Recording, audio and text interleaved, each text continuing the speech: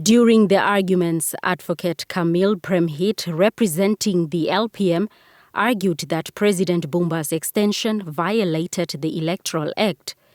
He stated that the law grants presiding officer, and not the president, the power to extend voting for those already in line at the closing time.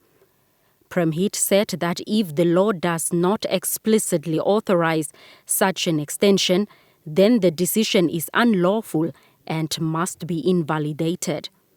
Similarly, Anton Katz, representing the IPC leader, Dr. Panduleni Itula, contended that only the Electoral Commission of Namibia had the authority to make such a decision, and even then, only before the polls opened.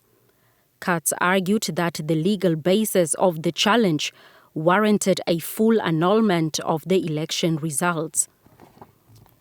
President Mbumba's legal representative, Advocate Raymond Heathcote, dismissed the opposition's claims as unsubstantiated.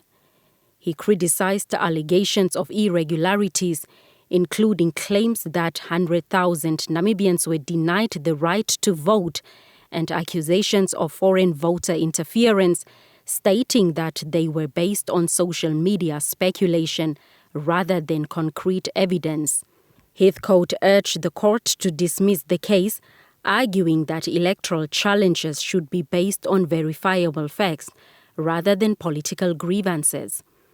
During the proceedings, Deputy Chief Justice Pietres Damasep questioned Katz on why IPC sought a full election annulment rather than a self-review, while Supreme Court Judge Sylvester Mainga raised concerns about the lack of arguments and supporting evidence in Itula's case.